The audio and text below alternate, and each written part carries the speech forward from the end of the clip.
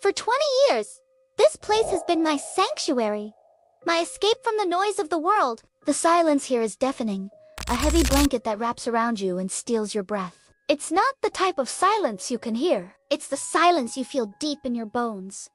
A silence so profound it echoes with absence. It's a silence that whispers of forgotten stories, of lives lived and lost, of secrets buried deep beneath the murky depths. They say this place is cursed, haunted by the whispers of the dead. Some come here seeking solace, only to find it snatched away by the lake's unforgiving grasp. Others come seeking answers, only to be met with more questions that twist in their minds like vines. Whatever draws you here, be careful, for Blackwater Lake doesn't give up its secrets. It holds on tight, desperate to keep its darkness from seeping into the world. I first came here as a boy, following the fading whispers of my father's footsteps. He used to come here often, seeking refuge from the world, or so I'd been told. But when I arrived, I found only silence.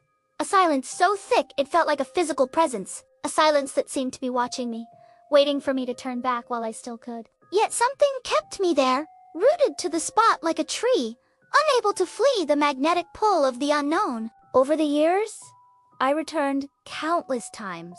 Each visit a pilgrimage to a place where the boundaries between the living and the dead are at their thinnest. I never stayed long. The silence was too much, too heavy, too full of untold stories. But this time was different. I didn't run. I stayed. I let the silence wrap around me, enveloping me in its icy embrace. And as the days turned into weeks, I began to hear things. At first, it was just the whisper of wind through the trees, the murmur of distant voices carried on the breeze. Then it became more fragments of conversations, snippets of laughter and screams, all echoing from a time long past. One evening, as the sun dipped below the horizon, painting the sky in hues of blood orange and bruised purple, I saw him. He stood at the edge of the lake, his form shimmering like a mirage in the heat haze. As he turned, I saw his face, weathered and lined, yet filled with a haunting beauty. He looked at me, his eyes holding a depth of sadness that seemed to stretch back centuries. He opened his mouth as if to speak, but no sound came out. He took a step toward me, then another, and then he was gone. I searched for him, calling out his name, but the silence swallowed my voice, leaving me alone in the gathering dusk. Night after night, he came to me in my dreams, always on the edge of my vision, always just out of reach. He never spoke, but his presence filled me with a sense of foreboding, a premonition of some great and terrible event. Then, one morning, I woke to find him standing by my bed, his form solid and real, his eyes burning with an otherworldly light. He reached out to me, his touch sending a jolt of energy through my body. He led me to the lake, his hand gripping mine, his touch both painful and comforting. We walked in silence, the oppressive quiet pressing in on us until we reached the water's edge. He turned to me, his face filled with an urgency that made my heart race.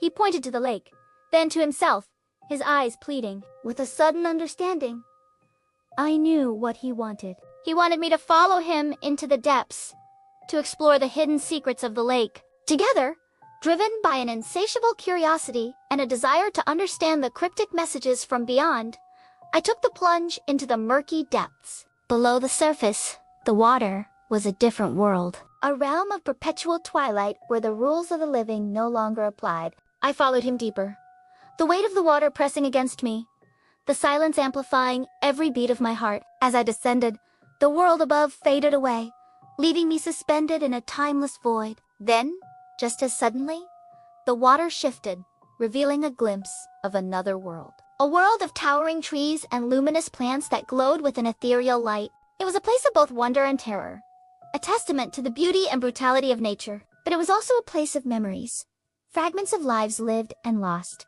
whispers of a time when this world was whole. I explored further, drawn by an unseen force, guided by the spectral being who had become my unexpected companion.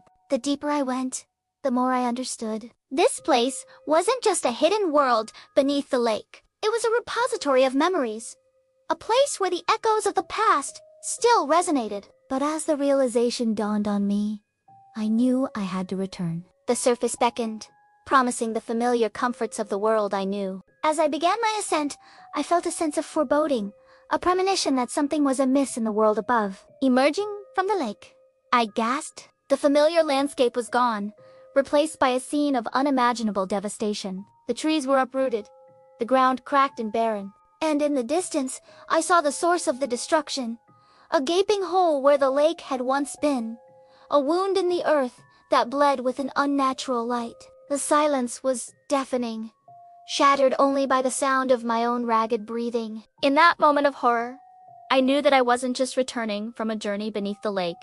I was coming back from the brink of oblivion itself. What had happened here?